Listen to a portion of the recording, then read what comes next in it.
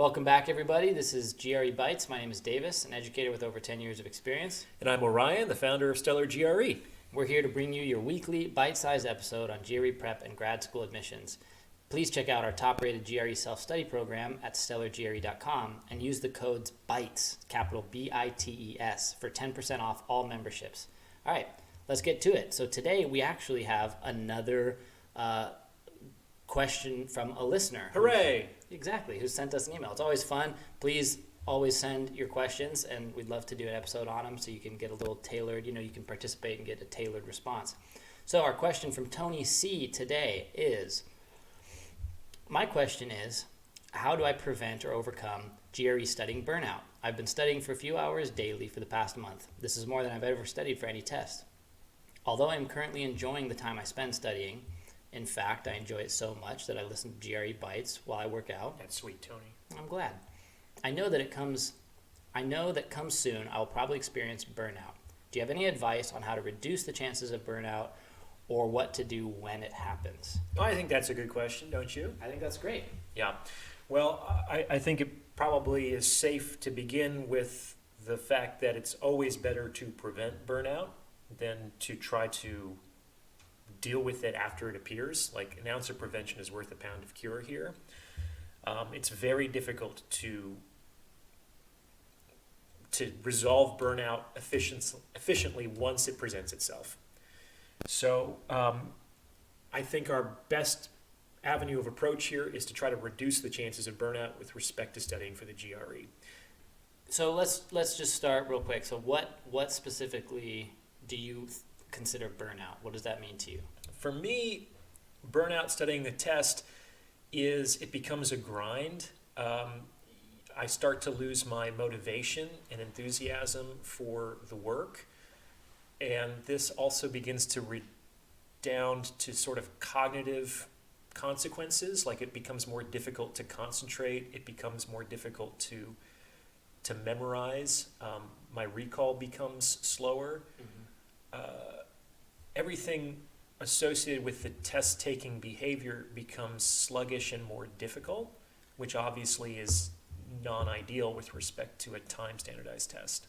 Does that make sense? Yeah, that makes sense. And would it be fair to say also that with these effects, maybe they stem from, or you can speak more about this, but in my experience, burnout often comes with like a fundamental disconnect from the motivation to do something, like the gas in the tank for me to actually do it and be motivated and want to see results, to I've done it for so long that I have no connection with that motivation anymore.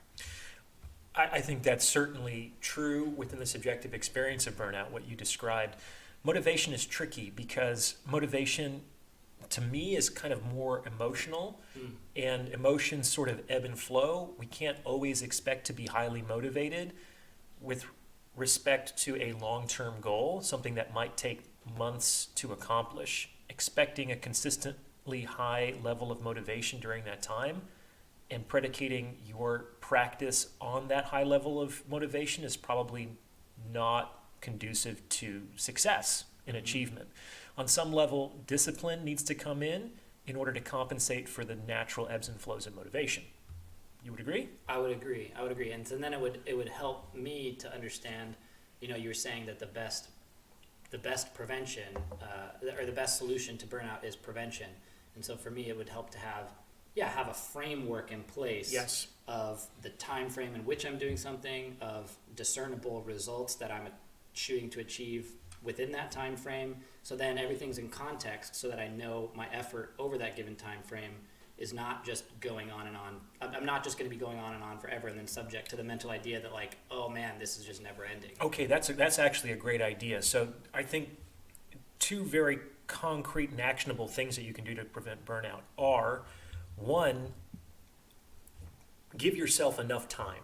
Sometimes people want to cram for the GRE, and that's not really possible. They think, well, I could take a month off of my work, I'll just study for 8 or 12 hours a day because I want to get this done as quickly as possible.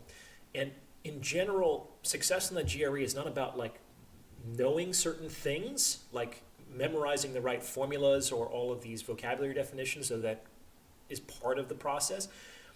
Success in the GRE is more like procedural. It's like understanding like mastering an approach to the test. It's like a series of behaviors that have to be reinforced over time, and the best way to do that is through spaced repetition as opposed to massed practice. Okay. Spaced repetition is so much more conducive to efficient mastery than trying to just do it 100 times in a weekend. Right. So a lot of folks set themselves up for burnout because they're trying to cram too much into too short of a time. So let's give a concrete ballpark. What is, in your experience, the best, daily hour practice for the GRE, and then over how many months? Sure. I mean, everybody is different. In general, I think a good window of time to plan for is about 3 months. And in the StellarGRE self-study product, there is a 3-month timeline that walks you through what you can do or should be doing on every given week throughout that 12-week period. And I think that's important because it balances the fact that your skills will grow on each other, on themselves over time, so they will build on themselves over time. You will have enough to prepare against that 3-month timeline without becoming overwhelmed in the process. I think it's also, you talked about a daily thing. I think at most you can expect to spend 2 hours a day on the GRE. Anything more than that is asking to be burned out, because if you're listening to this and you're preparing for the GRE, you're probably, in many other respects, a fully functioning adult. You probably have a job, you probably have relationships, you probably have friends and hobbies, and this is probably the least important thing in your life because it doesn't make you money, it doesn't make you happy, it doesn't make anybody else happy, and it's about a longer term goal that may not bear fruit for years after the fact. So it's very hard to artificially prioritize that over what needs to be done today or this week. So prioritizing something that's only going to bear fruit years from now over something that needs to be done today, it just is unsustainable in the human animal. All right, so we got about 3 months, and we've got about 2 hours a day, and if you have a good outline of how to progress week on week, a structure, that'll be a blueprint as we provide in the StellarGRE self-study program, then that's great. Okay, so we got preventing. It's so important. Like you should know what you're doing every day, every week of your process. A lot of folks are just out there doing the best on their own, and God bless you, you're doing the best you can. But it can be really helpful to surrender to a protocol that has been demonstrated effective in getting what you want.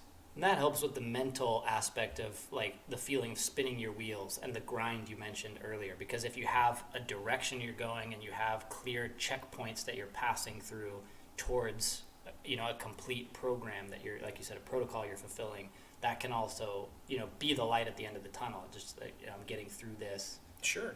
I mean, it's the difference between like going to a gym and just saying, well, I'm going to lift some weights versus hiring a private trainer, or at least researching a protocol. Like if I want to, a regimen, yeah. If I wanted to, I ran a half marathon last year. It's not like I just decided, well, I think I know what distances I should run at each step of the way. Well, I did some research, and it's like, okay, if I start 2 months before my date, I have to run, 6 miles this week, 7 miles the next week, and I surrendered to that protocol. And when I actually got to race day, it was easy.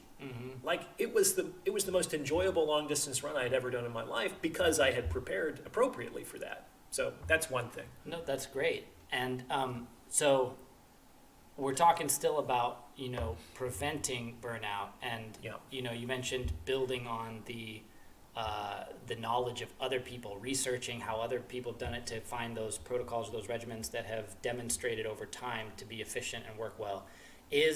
Is studying with a partner or being in a group setting, is that an efficient strategy for preventing burnout? I mean, it can be. It depends on what kind of learner you are. Sometimes you get people together and it's just an excuse to kind of to goof off and socialize. So, it is helpful to have accountability towards your goals. And so you have to share your goals with folks who actually can hold you accountable. And some people are better at doing that than others. And you should know yourself what kind of studier you are. I don't like studying in a group. I get distracted. I want to have very focused, effective time, and that requires me to be like in the zone, and other people are just going to get in the way of that. That's just me personally. But other people are different. Yeah. Now, another practical thing that students can use to prevent burnout, you mentioned a little bit earlier, Davis, which is you need to know when it's going to end. Like, if this is an open-ended process, it could go on for months and months and months. And why is that? Because no one ever really feels ready to take the GRE. You're probably not consistently performing perfectly every single time, so there's always some measure of improvement that's possible. And so some folks, especially if they have perfectionistic tendencies or very high targets, they can get into a like a rabbit hole where they're chasing smaller and smaller gains and putting in more and more time and effort to achieve them. So I think it's much better to set a reasonable deadline for your test date and plan backwards from that date than it is to, well, I'll just keep studying until I feel ready, or until I'm getting a perfect score, I'm consistently scoring at that level. Of course, we want you to be consistently scoring at your target score when you go into the test, but it's better to set that deadline and work and get yourself prepared against that than to have the open-ended, well, I'll just schedule the test when I'm at that point.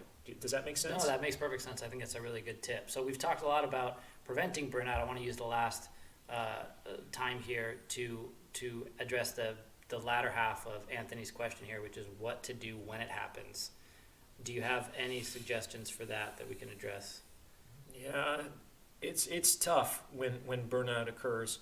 So for me personally, having experienced burnout before, I just had to take a knee and really have a full and complete rest from whatever I was working on.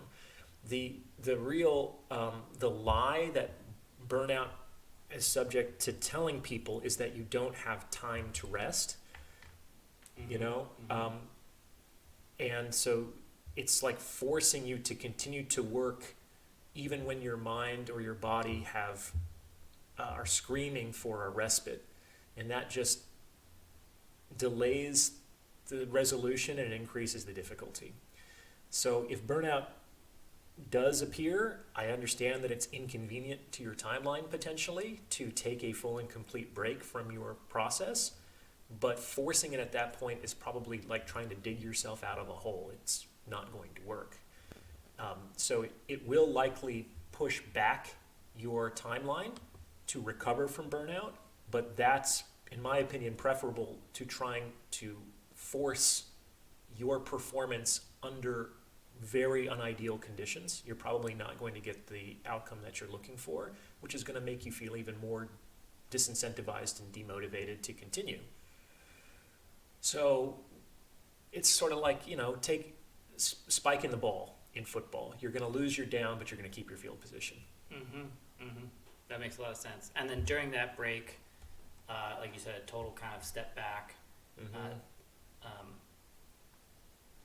That's good. I think that's all we have time for today. I think so. There's a lot of rich topics in here that we could continue exploring in future episodes. Definitely. Thanks everybody for tuning in. We'll be back next week for another bite-sized episode of GRE Bites. If you have a topic you'd like to discuss on a future episode, let us know at StellarGRE@gmail.com. And if you're ready to take your prep to the next level, check out the top-rated GRE self-study program that we provide at StellarGRE.com. You can use the code BITES, again, capital BITES, for a 10% discount off of all memberships. Talk to you guys soon.